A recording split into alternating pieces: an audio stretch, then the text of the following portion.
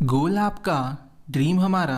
Welcome to electrical मेला। नमस्कार दोस्तों, आज के इस वीडियो में हम लोग इंस्ट्रूमेंट ट्रांसफार्मर का सेकंड पार्ट देखेंगे। इसके पहले इंस्ट्रूमेंट ट्रांसफार्मर का पहला पार्ट जिन लोगों ने नहीं देखा है वो अपर राइट कॉर्नर में आई बटन पर जाकर उस वीडियो को पहले देख लें, उसके बाद इस वीडियो को देखें। इस वीडियो में हम लोगों ने करंट ट्रांसफार्मर को बताया है और ये वीडियो आपके लिए बहुत इम्पॉर्टेंट इस वजह से हो सकता है क्योंकि इसमें हम लोग बहुत डीप में गए हैं और बहुत अच्छे से कंसेप्ट्स को समझे हैं, जिसमें हम लोग ट्रांसफार्मर में होने वाले फेज़ एरर और रेशियो एरर को पूरा डिराइव किए हैं। पूरा उसका डेरिवेशन है जो बहुत काम का है, आपको जल्दी से समझ में आ जाएगा। बस एक बार आपको ये वीडियो देखना है। इसमें सबसे पहले मैं आपको ये एक्सप्लेन करना चाहता हूँ कि ये जो हमको डायग्राम दिख रहा है अभी, ये डायग्राम है वाउंड टाइप करंट ट्रांसफार्मर का। इसमें सर्कुलर कोर है और दो वाइंडिंग दी गई हैं, ठीक है। यहाँ पर आपको क्या मिल रहा है, करंट ट्रांसफार्मर मिल रहा है वाउंड टाइप का। ये इस तरीके से इसका कंस्ट्रक्शन होता है। ये ज़्यादा इम्पॉर्टेंट नहीं है, जस्ट मैं आपको एक इंट्रो के लिए बता रहा हूँ। ये आपके पास दूसरा ट्रांसफार्मर है। इसमें जो प्राइमरी है, देखिए ये एक बार होता है। प्राइमरी में क्या होता है, एक बार होता है, और सेकेंडरी वैसी ही होगी जैसे वाउंड टाइप की थी। तो इसमें जो प्राइमरी है बार टाइप का होने के कारण ये क्या हो जाता है, आपका एक बार टाइप का कंस्ट्रक्शन हो जाता है। और इस टाइप की सीटी को बार टाइप करंट ट्रांसफार्मर कहते हैं। तो आगे हम लोग कनेक्शन के बारे में पढ़ेंगे, फेज़र डायग्राम्स पढ़ेंगे, इक्विवेलेंट सर्किट को देखेंगे और एरर को अच्छे से समझेंगे। फिर एरर के कॉज को पढ़ेंगे, किस कारण से एरर होता है। उसके बाद उस एरर को दूर करने के लिए डिज़ाइन किस तरह से किया जाता है करंट ट्रांसफार्मर को। इससे रिलेटेड बहुत सारे क्वेश्चंस आते हैं एग्ज़ाम में, कंपटीशन एग्ज़ाम्स में, यूनिवर्सिटी एग्ज़ाम्स में। तो उस तरीके का ये वीडियो आपके लिए बनाया गया है। इस वीडियो के बाद एक और वीडियो आएगा जिसमें सारे ऑब्जेक्टिव क्वेश्चंस, न्यूमेरिकल्स और दूसरे टाइप के कंसेप्ट्स को हम लोग डील करेंगे। तो इस वीडियो में हम लोग सिर्फ थ्योरी को पढ़ेंगे, पूरे इसके थ्योरी दी जाएगी, ठीक है। तो आगे चलते हैं इस वीडियो में। अब हम इसके कनेक्शन को देखने वाले हैं। सीटी का जो प्राइमरी वाइंडिंग होता है, ये जो प्राइमरी वाइंडिंग है ये लोड और सप्लाई के साथ सीरीज़ में कनेक्टेड होता है, जिसके कारण लाइन का जो करंट है वो डायरेक्टली प्राइमरी वाइंडिंग से होकर फ्लो होने लगता है। इस प्राइमरी वाइंडिंग में जब करंट फ्लो होता है तो इसके अक्रॉस एक ईएमएफ इंड्यूस होता है। चूँकि प्राइमरी वाइंडिंग में नंबर ऑफ़ टर्न्स की वैल्यू कम होती है, इसकी वजह से हमारा जो इंड्यूस्ड वोल्टेज है प्राइमरी वाइंडिंग के अक्रॉस वो बहुत ही कम होता है। अब जो करंट प्राइमरी वाइंडिंग में फ़्लो हो रहा है उसके कारण एक फ्लक्स बनता है, वर्किंग फ्लक्स, और वो सेकेंडरी वाइंडिंग को लिंक करता है। सेकेंडरी वाइंडिंग को लिंक करने के कारण सेकेंडरी वाइंडिंग में भी ईएमएफ इंड्यूस होता है, और उसके अगर दोनों टर्मिनल पे किसी मेजरिंग इंस्ट्रूमेंट को लगा दिया जाए तो वहाँ से करंट फ्लो होने लगता है। यहाँ पे हमने पावर मेजरमेंट के लिए एक करंट कॉइल को सीरीज़ में कनेक्ट किया है जो कि सेकेंडरी वाइंडिंग के टर्मिनल के साथ कनेक्टेड है।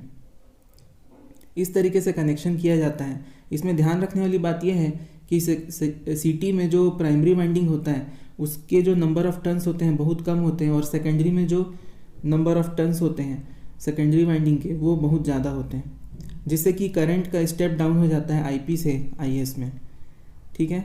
आगे देखते हैं। आगे हमारे पास इक्विवेलेंट सर्किट है करंट ट्रांसफार्मर का। इसको हम बहुत अच्छे से समझेंगे क्योंकि इसी के बेस पे ही बहुत सारे एरर डिफाइंड होते हैं। हमारे पास डिफरेंट एरर होते हैं करंट ट्रांसफार्मर में जो हमेशा एग्ज़ाम में पूछे जाते हैं। आपको सिंपल लगेगा ये, क्योंकि ये दूसरे पावर ट्रांसफार्मर जैसा ही है, बस यहाँ पे जो लोड है इसको हम लोग एक्सटर्नल बर्डन के नाम से जानते हैं। ये लोड किस लिए आया सेकेंडरी में, आपको पता ही होगा कि हमने अभी जो डायग्राम देखा था इसमें सेकेंडरी साइड में सिर्फ क्या कनेक्टेड है, मेजरिंग इंस्ट्रूमेंट्स कनेक्टेड होते हैं। सेकेंडरी वाइंडिंग में सिर्फ मेजरिंग इंस्ट्रूमेंट कनेक्टेड होते हैं। तो मेजरिंग इंस्ट्रूमेंट को कनेक्ट करने के लिए जो लीड यूज़ की जाती है वो लीड, और मेजरिंग इंस्ट्रूमेंट के अंदर भी रेजिस्टेंस और रिएक्टेंस होते हैं, कॉइल होता है उसके लिए, इसलिए रिएक्टेंस भी होते हैं। तो उनको कंबाइंड रूप में ऐसा लिख दिया गया है कि आर ई जो कि रेजिस्टेंस है एक्सटर्नल बर्डन का और एक्स ई है रिएक्टेंस एक्सटर्नल बर्डन का। बाकी दूसरी चीज़ें तो कॉमन है, क्योंकि यहाँ पर जो हमारे पास आर पी है और एक्स पी है, ये क्या है, प्राइमरी वाइंडिंग के रेजिस्टेंस और रिएक्टेंस है। आर एस और एक्सेस है वो सेकेंडरी वाइंडिंग के रेजिस्टेंस और रिएक्टेंस है। साथ में एन पी और एन एस है जो कि नंबर ऑफ टर्न्स को बता रहे हैं प्राइमरी और सेकेंडरी वाइंडिंग के। यहाँ पर देखिए मैंने प्राइमरी वाइंडिंग के नंबर ऑफ टर्न्स को कम रखा है और सेकेंडरी वाइंडिंग के नंबर ऑफ टर्न्स को ज़्यादा रखा है। वी पी और वी एस प्राइमरी और सेकेंडरी वाइंडिंग के टर्मिनल वोल्टेजेस को बताते हैं। साथ में यहाँ पर एक प्राइमरी में शंट ब्रांच भी होता है जो कि आरसी और एक्सएम के साथ बनता है। आरसी को लॉस कंपोनेंट कहते हैं और एक्सएम को मैग्नेटाइजिंग कंपोनेंट कहते हैं। आरसी जो होता है वो कोर लॉस कंपोनेंट वाले जो करंट होते हैं उसको फ्लो कराता है अपने में से होके, और एक्सएम में IM magnetising component of exciting current I0 flow होता है। इसको नो लोड करंट भी कहा जाता है। आगे मैंने डिस्क्रिप्शन भी दिया है, अगर आप चाहें तो इसको स्क्रीनशॉट लेकर रख लें, इससे भी काम आएगा। आर एस है आपका secondary resistance secondary winding XS, एक्सेस है reactance, R E external burden, reactance of external burden X E, E P is induced voltage of primary, number of turns in primary winding is N P, N S is the number of secondary winding turns, V P is the voltage at primary winding terminals, Vs is the voltage at secondary winding terminals, Ip is the primary current and Is is the secondary current. Theta is the phase angle of transformer. phase angle होता है transformer का theta, ये reversed secondary current और primary current के बीच का angle होता है। Phi होता है वर्किंग फ्लक्स, जो प्राइमरी वाइंडिंग में करंट फ्लो होने के कारण एक वर्किंग फ्लक्स बनता है जो कि सेकेंडरी और प्राइमरी दोनों ही वाइंडिंग को लिंक करता है।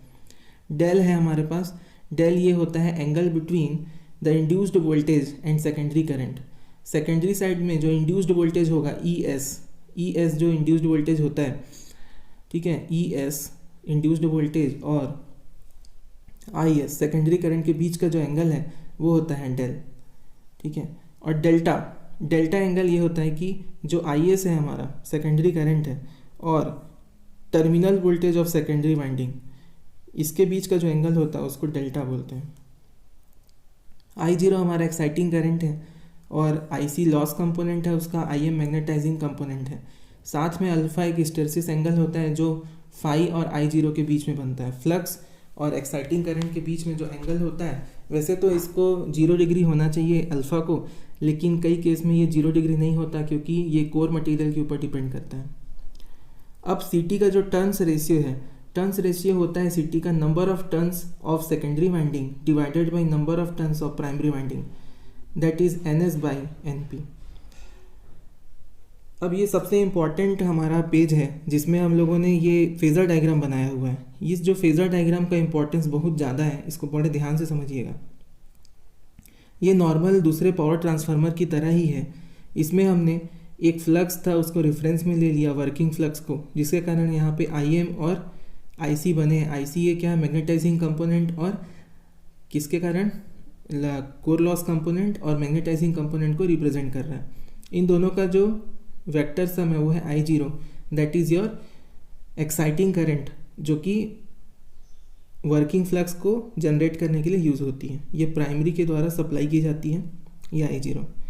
इसके बाद क्या होता है कि जो फ्लक्स लिंकेज होता है सेकेंडरी के साथ, उसके कारण हमारा ES जनरेट होता है। ES होता है हमारा इंड्यूस्ड EMF, है ना, induced EMF at secondary side या सेकेंडरी वाइंडिंग के अक्रॉस जो इंड्यूस्ड EMF होता है। इसके कारण जब हम लोग एक्सटर्नल बर्डन को कनेक्ट करते हैं तो हमारा सेकेंडरी करंट IS फ्लो होता है। IS जो है यहाँ पे हमने डेल्टा दिखाया, डेल दिखाया है, ये माइनस में नहीं है प्लस में एक्चुअली। ये जो डेल है ये ES से IS के बीच का एंगल है, आप देख सकते हैं ये ES से IS के बीच का एंगल है डेल, क्योंकि हमने इसको लैगिंग माना हुआ है। हमने एज्यूम किया है कि हमारा जो सिस्टम है वो लैगिंग है।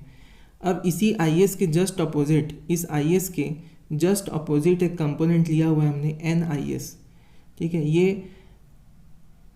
ये इसलिए जनरेट होता है क्योंकि जब ट्रांसफार्मर में सेकेंडरी साइड में लोड लिया जाता है तो वहाँ पे एक फ्लक्स जनरेट होता है सेकेंडरी वाइंडिंग में जो अपोज करता है वर्किंग फ्लक्स का। तो वर्किंग फ्लक्स की वैल्यू कम होने लगती है, तो उसको एंटिसिपेट करने के लिए प्राइमरी से एक्स्ट्रा करंट देना पड़ता है जो कि इस IS के बराबर होता है। तो यही जो उसके करस्पॉन्डिंग करंट है NIS है, ठीक है। इस NIS को एक्चुअली IP के साथ फेज़ में होना चाहिए, प्राइमरी करंट के साथ फेज़ में होना चाहिए, लेकिन इनके बीच कुछ एंगल होता है थीटा, जिसकी वजह से एरर क्रिएट होता है। ठीक है, इसको एरर को हम लोग और नीचे देखेंगे। अभी यहाँ पर ये देख लेते हैं कि ये जो थीटा क्रिएट हुआ है, ठीक है, वो है।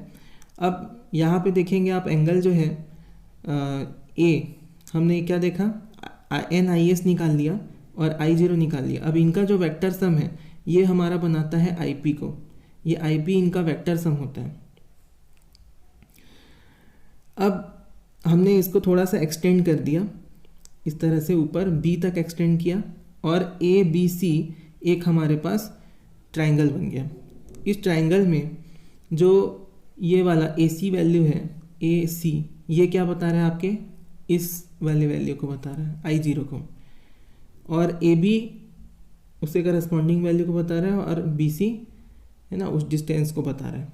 अब देखो यहाँ पे जो एंगल है वो हो रहा है 90 degree minus alpha plus del. ये कहाँ से है, तो आप ये फिर देखिए यहाँ पर इस एंगल को देखिए पूरा, ये क्या है आपका 90 डिग्री है। अब इस 90 डिग्री में जो एंगल है आपका, ये वाला जो एंगल बन रहा है, ये वाला एंगल, ये बन रहा है आपका I0 और NIS के बीच में।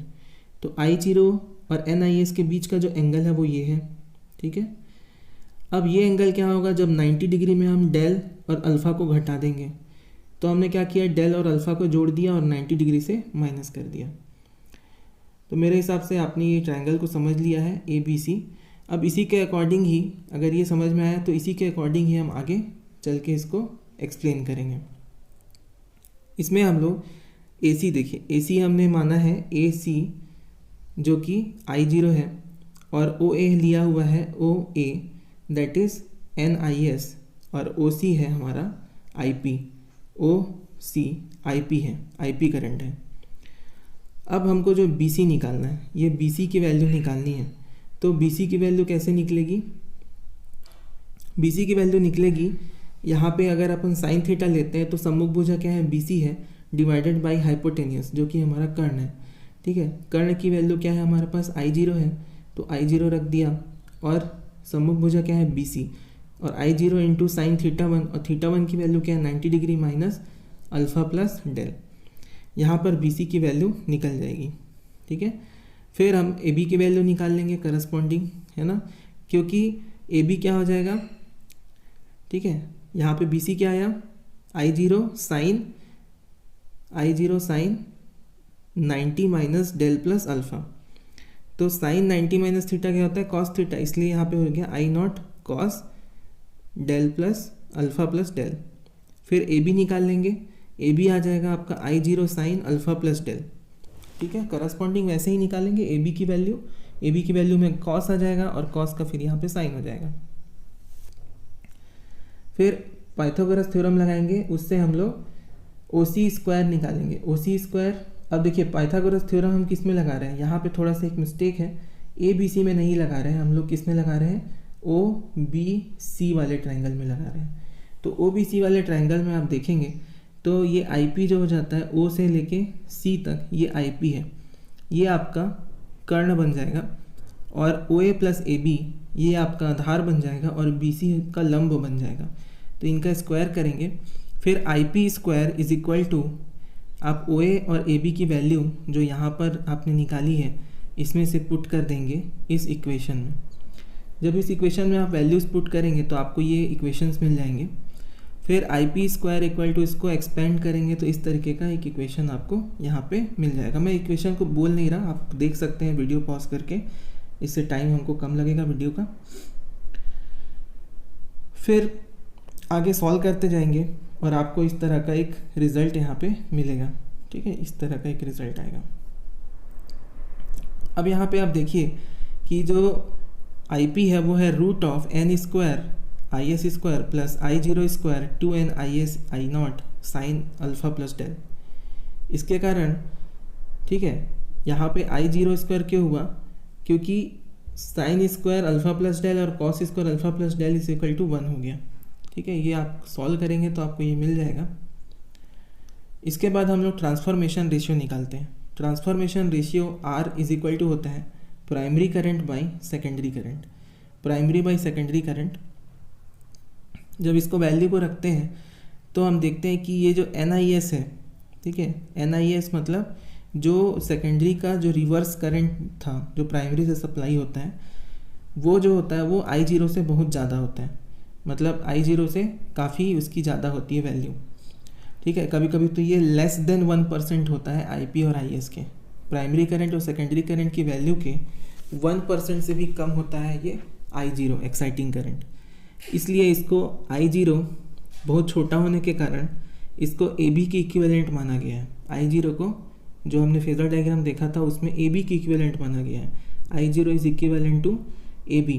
अगर ये जो हमारा AC है ये अगर बहुत छोटा हो जाए तो ये लगभग AB के साथ आ जाएगा। अगर इसकी वैल्यू बहुत कम हो जाए तो ये यहाँ इस पॉइंट तक कहीं पे आएगा। तो क्या हो जाता है कि ये जो AB के पैरेलल में आ जाता है, तो AB की जो वैल्यू होगी वही AC की वैल्यू होगी। इसलिए यहाँ पे जो AB की वैल्यू है, ठीक है, AB की वैल्यू हमने क्या निकाली थी, I0 sine alpha plus del, इसको वहाँ पे पुट कर दिया गया है I0 की जगह पे। तो यहाँ पे इसलिए पुट कर दिया गया I0 स्क्वायर, अब स्क्वायर था I0 का तो I0 square sine square alpha plus del यहाँ पे पुट कर देते हैं। फिर उसको सॉल्व करते हैं तो इसका स्क्वायर आ जाता है NIS plus I0 sine del plus alpha. ये A square plus B square plus 2AB वाले फार्मूले से A प्लस B का होल स्क्वायर आता है, उस तरह से ये यहाँ पे सॉल्व हुआ है। अब इसको आगे सॉल्व करते हैं और इस तरीके का एक्सप्रेशन यहाँ पे मिल जाता है NIS plus I0 sine del plus alpha by IS। तो फिर साइन डेल प्लस अल्फ़ा को ओपन किया जाता है और साइन डेल प्लस अल्फ़ा को ओपन करने से हमको sine del into cos alpha plus cos del into sine alpha मिलता है। अब हमको ये पता है कि जो इसमें वैल्यू होती है I0 कॉस अल्फ़ा जो होता है हमारा, ये होता है आपके IM के इक्विवेलेंट, और I0 साइन अल्फ़ा होता है वो होता है IC के इक्विवेलेंट। तो उसी वैल्यू को यहाँ पे पुट कर दिया गया है, इस जगह पे पुट किया गया है और यहाँ पे आ गया n plus R is equal to n plus IM sine del plus IC cos del by IS। ठीक है, आप थोड़ा समझने की कोशिश करिएगा। यहाँ पे आगे चलते हैं, आगे मैंने अच्छे से इसको और एक्सप्लेन किया है। ठीक है, ये वाली वैल्यू है ट्रांसफॉर्मेशन रेशियो की n plus IM sine del plus IC cos del divide by IS, इस तरीके से वैल्यू है। इसका मतलब ये होता है कि जो हमारा रेशियो है transformation ratio is not equal to turn ratio, ये नॉमिनल रेशियो के बराबर ये दोनों नहीं होते, और ये जो टर्म है इसके कारण एरर आता है।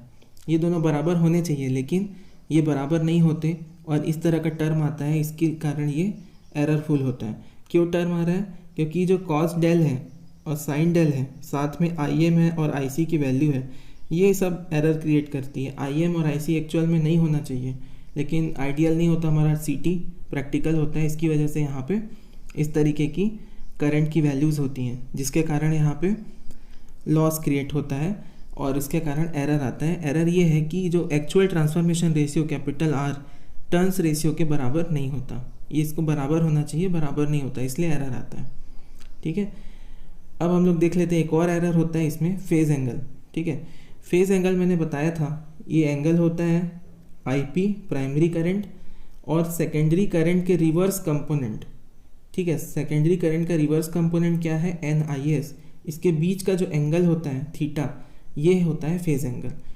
तो आइडियली ये फेज़ एंगल जो है ये 0 डिग्री होना चाहिए अगर इसमें कोई एरर नहीं है तो, और अगर ये एंगल कुछ वैल्यू है थीटा की, अगर कोई थोड़ी सी भी वैल्यू है, इसका मतलब ये है कि फेज़ एंगल इसमें प्रेजेंट है, और फेज़ एंगल होने के कारण ही इसमें एरर होता है, फेज़ एरर होता है। ठीक है, अब इस जो ट्रायंगल है हमारा OBC, इसमें अगर आप tan थीटा रखें तो tan थीटा आ जाएगा आपका BC by OC। BC by OC आपको tan थीटा देगा, और BC की वैल्यू होती है आपकी I0 cos alpha plus del, I0 cos alpha plus del हम पहले भी देख चुके हैं। फिर OA की वैल्यू होती है, वो होती है n इंटू IS, OA की वैल्यू होती है n इंटू IS, और AB की वैल्यू है I0 sine alpha plus del.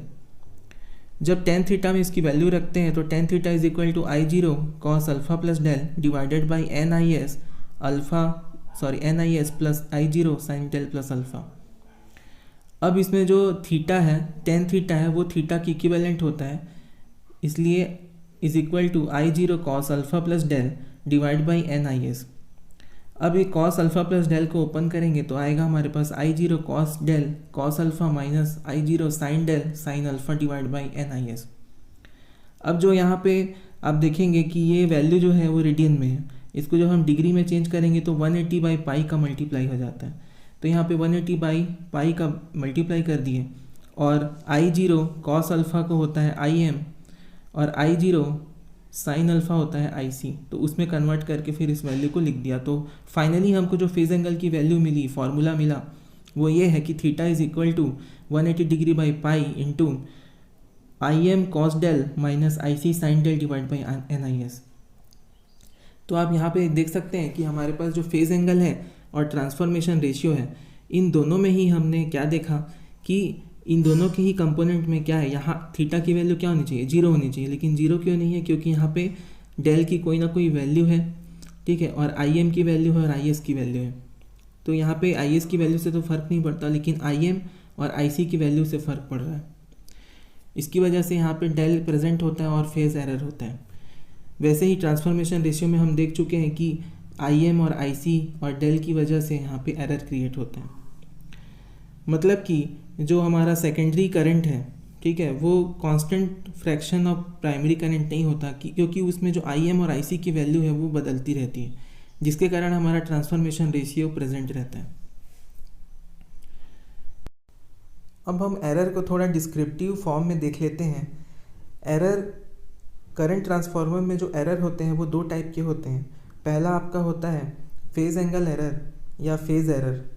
तो ये जो फेज एरर होता है, ये जब हम पावर मेज़रमेंट करते हैं, जब हम पावर का मेज़रमेंट करते हैं, तो ये इम्पॉर्टेंट होता है कि जो सेकेंडरी करंट है, जो सेकेंडरी करंट है वो क्या होना चाहिए, एग्जैक्टली 180 डिग्री डिस्प्लेस्ड होना चाहिए, किससे, प्राइमरी करंट से।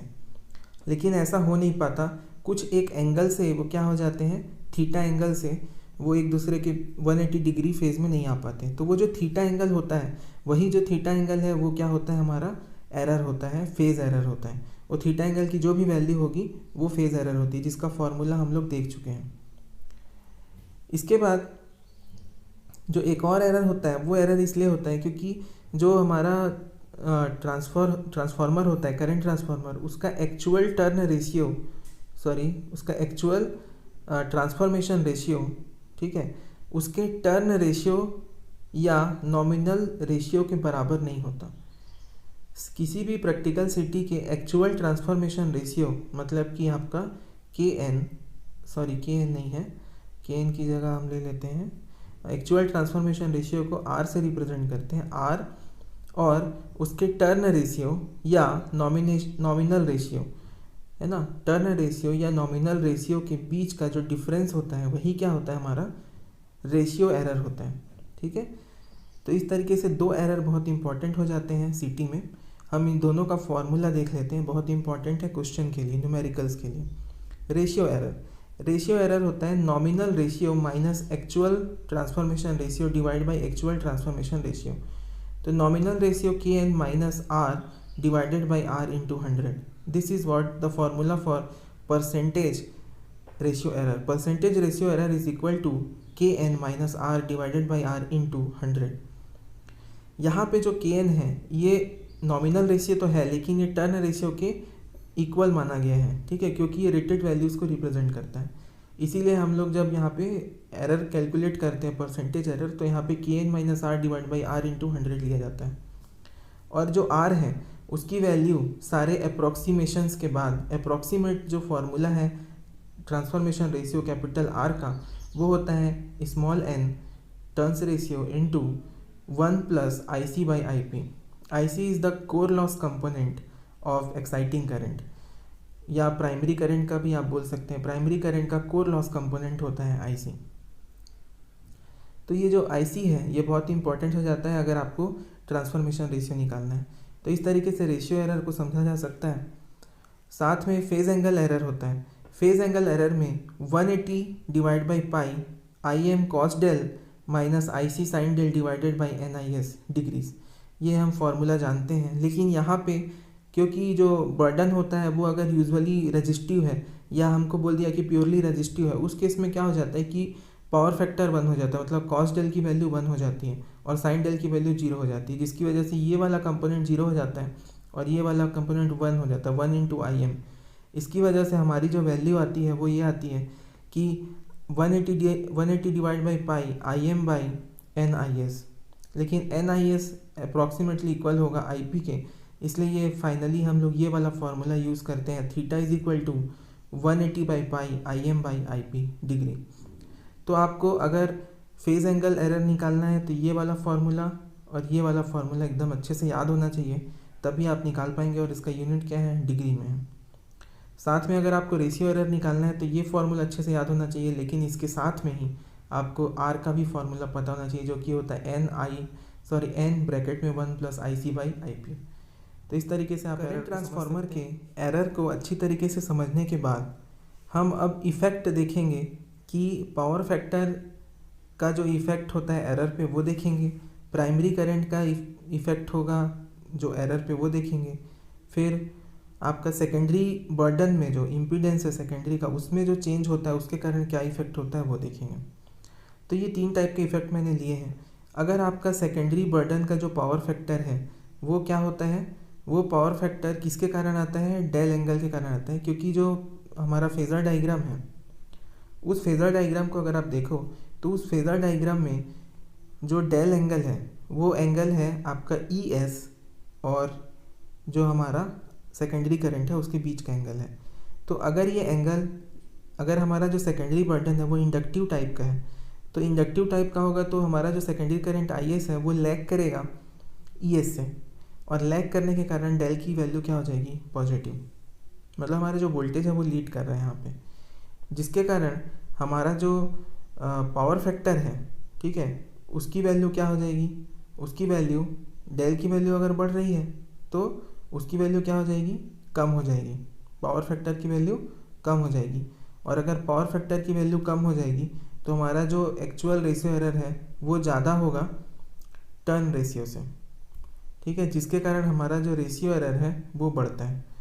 अब अगर डेल की वैल्यू कम हो जाती है, डेल की वैल्यू अगर कम होगी मतलब आई एस हमारा लीड करेगा ई एस से, तो डेल की वैल्यू अगर निगेटिव हो जाती है तो उसके कारण हमारा जो एक्चुअल रेशियो एरर है वो हो जाता है आपका टर्न रेशियो से कम हो जाता है, जिसके कारण हमारा जो रेशियो एरर है वो कम हो जाता है।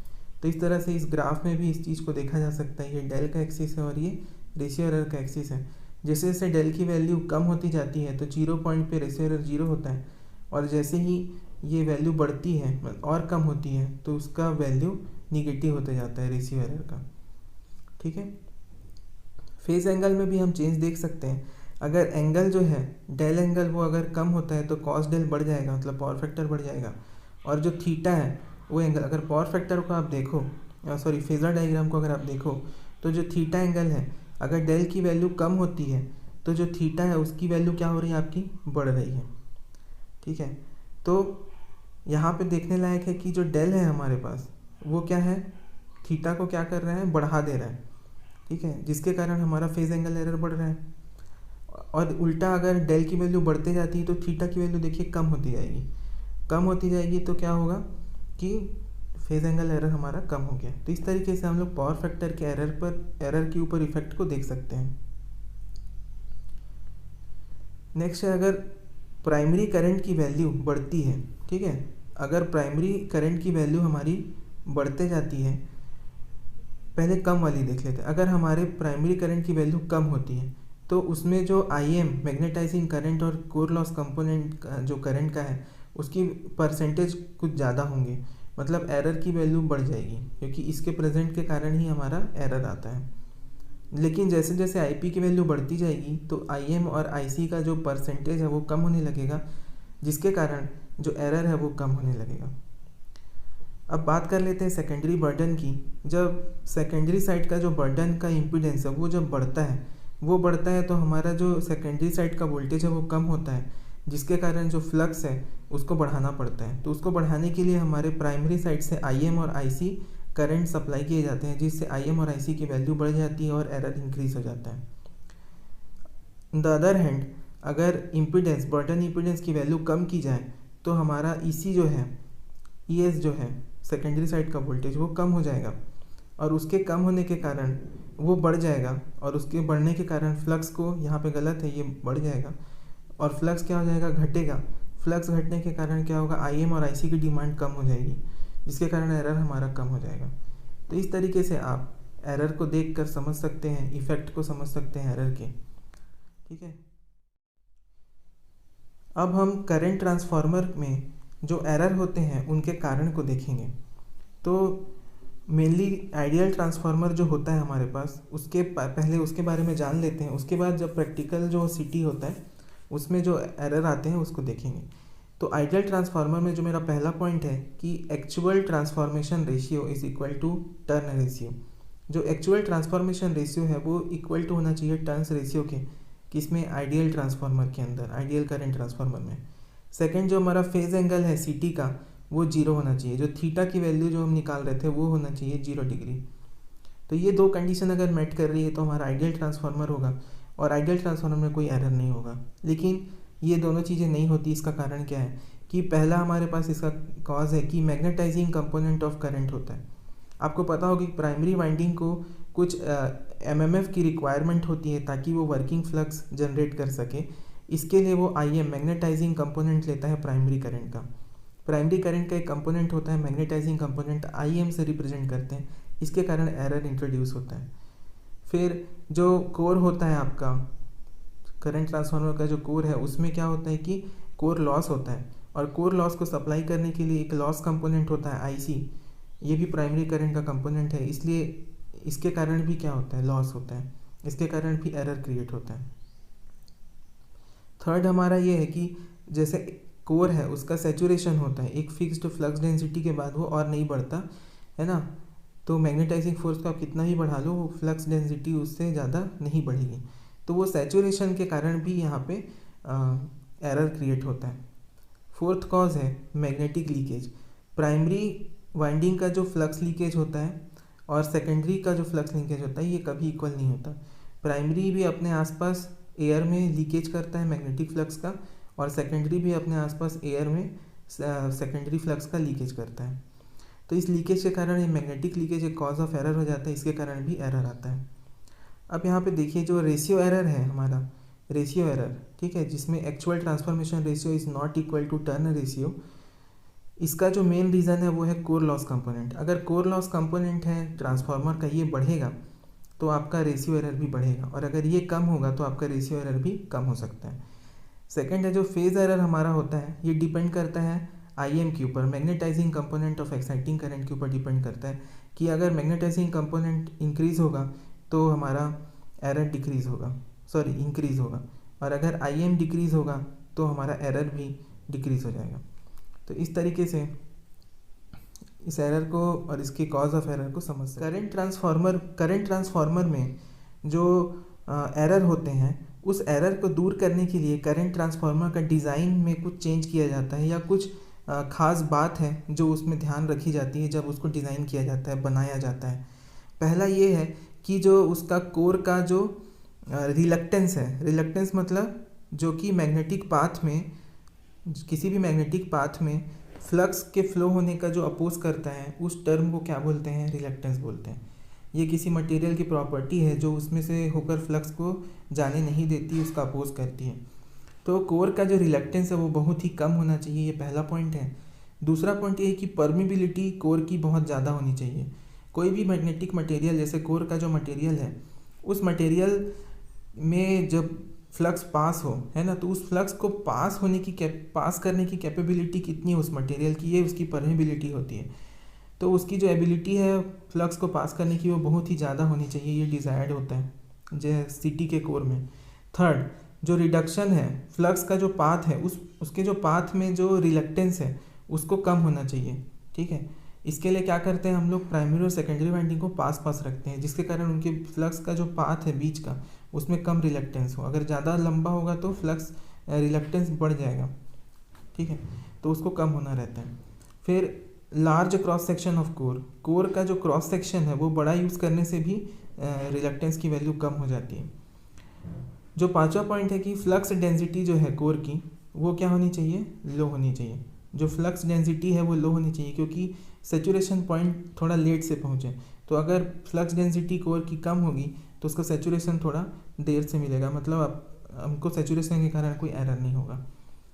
साथ में एक और पॉइंट है कि कोर में कहीं पर भी जॉइंट्स ना हो, जॉइंट्स को अवॉइड किया जाता है। इस जॉइंट्स को अवॉइड करने के लिए टोरॉइडल टाइप का सीटी भी यूज़ किया जाता है। टोरॉइडल का इमेज आप देख सकते हैं। टोरॉइडल टाइप की सीटी यूज़ की जाती है जिसमें स्पाइरल वाइंडिंग की जाती है।